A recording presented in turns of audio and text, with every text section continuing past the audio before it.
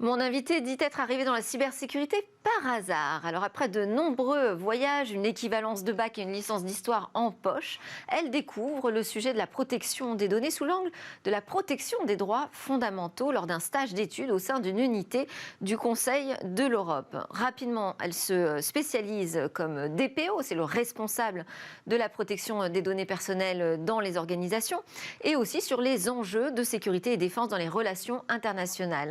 Bonjour Laurane Raimondo, merci beaucoup d'être connectée avec nous. Est-ce que je suis dans le juste et le vrai si je dis que votre conviction, votre mantra, c'est de rendre la cybersécurité une culture grand public, accessible à tous et comme condition nécessaire pour instaurer la confiance? Absolument. Merci dans tous les cas pour votre invitation. C'est un grand plaisir d'être ici avec vous aujourd'hui. Alors effectivement, j'ai un cheval de bataille qui est la diffusion de la culture numérique au grand public pour justement travailler autour de cette confiance, puisque nous ne pouvons absolument plus nous passer des outils numériques à l'heure actuelle. C'est quelque chose qui va d'ailleurs croissant. Nous produisons de la donnée au quotidien. Et il faut absolument comprendre comment, pourquoi tout cela fonctionne, les tenants et aboutissants réellement, afin d'avoir les meilleurs usages possibles, bien entendu, et de pouvoir exercer bien évidemment ses droits à partir de cela. Alors vous rappelez que la cybersécurité ne peut pas fonctionner sans la protection des données personnelles. C'est une évidence, non ? C'est une évidence qui ne coule pas de source pour tout le monde. Alors il est vrai que j'ai eu l'avantage de découvrir, donc à travers une visite d'études et puis un contrat à l'unité de protection des données du Conseil de l'Europe, donc c'est vraiment sous l'angle de la protection des droits fondamentaux. C'est par là que j'ai mis effectivement le pied dans le cyber, puisque l'un peut se travailler sans l'autre, attention, et vice-versa. Néanmoins, ça me paraît fondamental, puisque nous développons aujourd'hui des outils extrêmement performants autour de l'intelligence artificielle, par exemple, qui se nourrissent de données. Néanmoins, tous les enjeux en termes de protection des personnes, des droits fondamentaux des personnes sont essentiels pour arriver à développer des outils qui les respectent et qui soient fondamentalement éthiques en vérité. On ne peut pas avancer dans la technologie sans omettre cela. Alors, vous êtes, je l'ai dit, chercheur associé au CLESID, donc le Centre lyonnais d'études de sécurité internationale et de défense. Vous dirigez des mémoires d'étudiants. Vous êtes aussi auteur de plusieurs publications. On en parlera juste après. Quels sont les sujets qui vous préoccupent actuellement ? Alors, le CLESID est un institut de recherche qui a été fondé en 1978 et dont les sujets de recherche sont les États, la guerre, la paix, les révolutions. Et aujourd'hui, le cyber est intrinsèque à tout cela. Donc, je dirige un grand nombre de mémoires, trop, me dit-on souvent, mais ça me tient à cœur, sur ces sujets cyber, justement, puisque je développe le cyber dans l'enseignement à l'Université de Lyon 3. On y met un pied absolument fort, puisque tous ces enjeux en termes de belligérance se retrouvent à travers cela. Et ces questions sont évidemment essentielles pour construire, je dirais, un monde nouveau basé sur de la confiance, justement.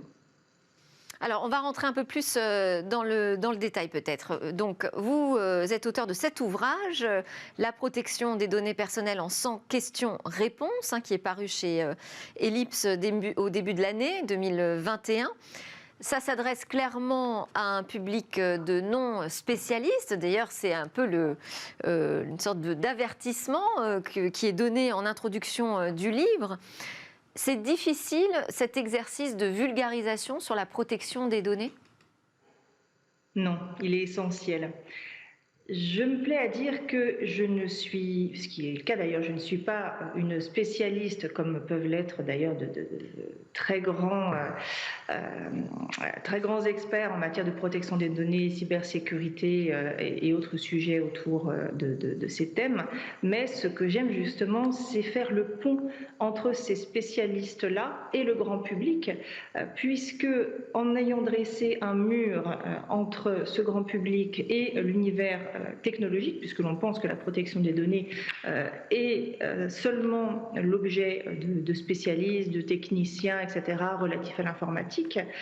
Le grand public doit pouvoir s'en saisir pour comprendre que si ces données ne lui n'appartiennent pas, il a quand même des droits et des droits de maîtrise sur ces données. Donc ce n'était pas particulièrement difficile, c'était nécessaire puisqu'à l'époque où j'ai eu l'idée de cet ouvrage, il n'y avait encore vraiment pas grand-chose sur le sujet, alors que on a tout de même des scandales en matière de protection des données qui sont nés déjà depuis 2012, par exemple, avec celui de Medbase 200, qu'on a découvert aux États-Unis des listes de données de personnes qui étaient victimes de viols, qui avaient des problèmes érectiles ou d'alcoolisme, qui ont choqué une partie de l'opinion publique, et c'est ce qui a d'ailleurs provoqué l'ire, on va dire, du gouvernement américain par rapport à ces entreprises de data brokers.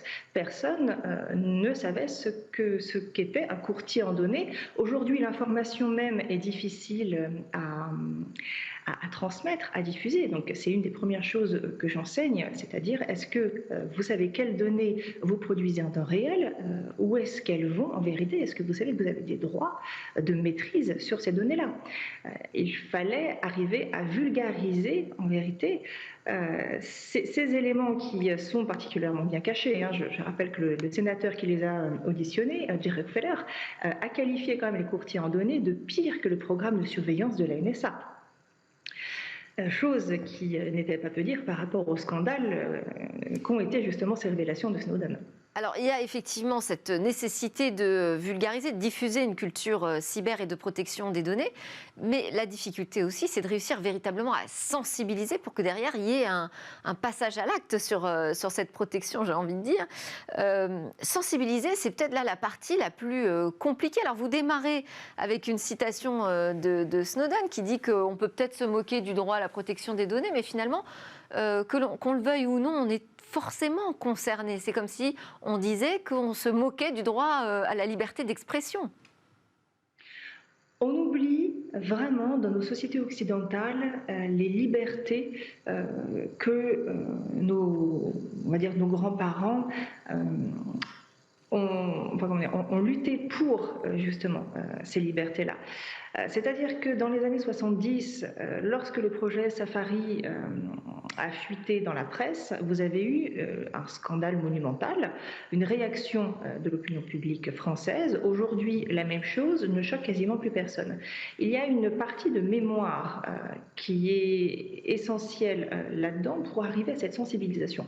Aujourd'hui, sensibiliser, c'est effectivement particulièrement difficile. Commencer à parler de protection des données avec une personne qui n'a pas déjà cette fibre-là, c'est compliqué. Vous vous faites jeter, on va dire, 9 fois sur 10, ce qui est mon cas aussi avec une partie de mon entourage. Comment est-ce qu'on arrive à approcher ces personnes? Eh bien souvent, c'est avec l'angle malheureusement du porte-monnaie. C'est-à-dire, est-ce que vous savez que vos données ont une valeur financière? Il y a ce premier élément. Et ensuite, est-ce que vous savez quels risques financiers, en deçà bien sûr de d'autres risques beaucoup plus importants, mais qui touchent moins nos populations qui sont persuadées d'avoir des libertés complètement acquises, les risques que vous courez à ne pas protéger vos données et même à dire d'ailleurs je n'ai rien à cacher. C'est pas grave, ils savent tout. Je n'ai rien à cacher, donc c'est pas grave. Voilà, on en reste là-dessus, mais ce n'est pas tant le fait de se dire que je n'ai rien à cacher, déjà nous avons tous une intimité à protéger, que finalement se dire qu'il y a un effort à faire pour comprendre ça.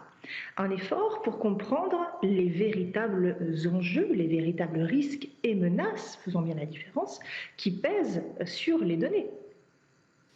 Alors, je trouve intéressante la façon dont vous abordez le sujet. La première question que vous posez dans le livre, c'est qui crée les données?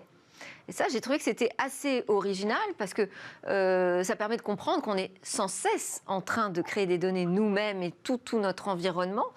Ça permet de prendre la mesure des enjeux. Mais alors, vous dites qu'il faut travailler à limiter justement ces traitements de données. Est-ce qu'on peut véritablement les limiter aujourd'hui? Il y a deux façons de créer de la donnée. Il y a la façon inconsciente, involontaire, obligatoire, qui est celle où, au moment de votre conception, on va dire, rien qu'avec un suivi de grossesse, il y a la création de données qui vont concerner l'enfant à naître. Et à partir de là, vous allez avoir une vie entière basée sur des données, c'est d'ailleurs pour ça qu'on parle aujourd'hui non plus de cyberespace, hein, mais directement de datasphère, des données que vous allez théoriquement maîtriser, mais que vous allez produire malgré vous. L'administration, par exemple, traite vos données, vous n'avez pas le choix. Par contre, aujourd'hui, elle a tout de même, aujourd'hui même un petit peu avant, bon, soyons quand même clairs, des obligations en termes de sécurité, de notification, etc. Et puis, il y a les données que l'on crée volontairement en s'inscrivant sur des sites particuliers, sur les réseaux sociaux. On produit soi-même de la donnée, donc là à l'instant même, nos smartphones, même si on ne les touche pas, produisent des données. On n'en a quasiment pas conscience, mais ça reste de la donnée volontaire. Donc effectivement, l'idée par rapport aux risques et menaces qui pèsent dans l'espace cyber, il faudrait limiter cette création de données permanente. Comment est-ce qu'on la limite? En réduisant les applications, en supprimant les applications que l'on n'utilise pas, en essayant de garder un petit peu son autonomie, c'est-à-dire l'utilisation, par exemple, des assistants vocaux, c'est quelque chose pour moi d'assez risqué. Donc, je préfère me passer d'assistant vocal et d'avoir une véritable assistante. Je dirais, plutôt que de créer ce type de données. Pourquoi? Parce que lorsque vous créez de la donnée, même volontairement, qu'elle est traitée quelque part, le risque de violation, déjà d'utilisation non consentie, bon là, mais là on sort du cadre légal, et lorsque vous avez une violation de données chez quelqu'un qui traite vos données, même avec votre consentement, eh bien les conséquences deviennent tout de suite beaucoup plus importantes. Alors vous abordez évidemment plein de points, notamment aussi comment on peut protéger une personne vulnérable, une personne âgée, comment adresser ces sujets vraiment auprès de tous les publics. Il y a un chapitre aussi important sur les lois, les recours. Mais alors tout ça, ça change très vite quand même la législation autour de la protection des données. C'est une des particularités. Quand je vais chez des clients, certains me disent oui, mais regardez, quelqu'un nous a dit qu'on était conforme, on a le petit tampon en bas de la fiche. Alors, ce type de proposition, en général, il faut les fuir à vitesse grand V. On ne peut pas être conforme en permanence à la législation en matière de protection des données, justement parce qu'elle est particulièrement mouvante, dynamique. Les choses bougent alors à la fois en matière législative, mais aussi en matière technologique. Donc, ces évolutions-là, il faut arriver à avoir déjà une sensibilité initiale, une sensibilisation justement, de la formation pour ceux qui manipulent des données aussi, pour pouvoir s'adapter en permanence. Finalement, pour en revenir à la législation, par rapport au RGPD en tant que tel, soyons clairs aussi, ce n'est pas la seule législation qui existe en la matière. L'objectif, ce n'est pas la conformité à 100%, justement, c'est le chemin. Ce sont les démarches que l'on fait pour aller vers la conformité. Ce sont des démarches, donc une attitude globale de protection des données que l'on doit avoir. Et alors, vous adressez aussi le monde professionnel, puisque vous avez créé votre entreprise LR Conseil et Stratégie, où là, vous proposez finalement des prestations de responsables des protections des données, donc de DPO externalisés, en l'occurrence pour des établissements médico-sociaux. Ce sont des établissements qui sont particulièrement sensibles, puisqu'ils traitent de la donnée de santé. Tout à fait. Alors, je ne l'avais pas choisi au départ, mais finalement le médico-social semble m'aimer, pourquoi pas. Mais ils ont effectivement cette particularité de traiter donc des données sensibles de personnes vulnérables en grande quantité, mais pour beaucoup ce sont justement des associations, donc avec des fonds limités et très peu de budget à mettre dans la protection des données. Donc, ma première approche, en général, c'est évidemment de faire un audit. Donc, où est-ce que vous en êtes à l'instant T? La réponse globale, c'est qu'il n'y a pas grand-chose de conforme, mais je ne les laisse pas comme ça. J'intègre toujours une sensibilisation initiale pour comment ils partent avec quelque chose, que je travaille avec eux ou pas par la suite. Bon, il est vrai que souvent je deviens leur DPO externalisé, mais pour conduire un travail avec des personnes en interne. Mais cette sensibilité de la donnée, déjà, il faut arriver à leur en faire prendre conscience et il faut aussi arriver à faire prendre conscience à leurs financeurs qu'ils ont besoin de moyens. Je rappelle que ça, par contre, c'est écrit noir sur blanc dans le RGPD. Il faut donner les moyens nécessaires aux DPO, aux organisations pour mettre leur sécurité à niveau et s'adapter le plus possible à la conformité exigée par rapport aux données qui sont traitées. Quels sont aujourd'hui les sujets d'actualité qui vous préoccupent? Je vous ai posé la question en introduction, on peut peut-être rentrer un peu plus dans le détail. On parle beaucoup de nouveaux outils de reconnaissance faciale qui d'ailleurs se diffusent sur des applications très grand public via les réseaux sociaux. On a les drones qui arrivent, le développement de l'intelligence artificielle avec la Commission européenne justement qui appelle à un moratoire. Est-ce que les préoccupations de cyberprotection vous semblent aujourd'hui prises en compte suffisamment, au bon niveau? Quels sont aujourd'hui vos sujets d'inquiétude? Ma véritable inquiétude, c'est pas tant ce qui se passe à l'étranger, puisque aux États-Unis, en Asie, vous avez le développement massif de ce type de technologie. Israël aussi, qui est à la pointe. Vous l'avez vu par exemple avec le groupe NSO et son fameux logiciel Pegasus. Que ce que l'on ne fait pas en Europe. Nous avons un problème, une difficulté à nous fédérer autour de la sécurité numérique. Nous devons créer quelque chose de solide, de concret, de résilient et d'une grande puissance face à ce qui se fait justement à l'étranger. Néanmoins, il y a une particularité en Europe qui est celle de produire du droit. C'est vraiment dû à notre histoire. Et il faut arriver à trouver très rapidement un consensus par rapport à ce que l'on peut, ce que l'on doit développer et la manière dont on va les utiliser. L'exemple des drones, justement, et des intelligences artificielles embarquées est assez criant. Vous avez une décision début 2020 donc, du Conseil constitutionnel, il me semble, qui a cloué au sol les drones qui faisaient de la surveillance par rapport aux personnes en extérieur pendant la période de confinement. Ça a été déclaré disproportionné et effectivement ça l'était. C'est-à-dire dans quelle mesure est-ce que l'on développe ces outils et avec quelles données aussi, puisque les intelligences artificielles ont besoin d'une masse de données incroyable pour se développer et comment est-ce qu'on les utilise. Mais je crois qu'il y a des erreurs qui sont en train d'être commises où on vient piétiner de plus en plus les droits fondamentaux des personnes avec des mesures plus ou moins liberticides pour plus de sécurité. Or, c'est là que le bas blesse. Est-ce que vraiment moins de liberté pour plus de sécurité, c'est compatible, entendable ou pas? Est-ce que c'est le sens de votre intervention dans le rapport pour un usage responsable et acceptable par la société des technologies de sécurité, qui a été un rapport qui a été remis au Premier ministre par Jean-Michel Mis, député de la 2e circonscription de la Loire? C'est dans ce sens que vous allez? Attention à ces nouveaux outils de surveillance pour la sécurité?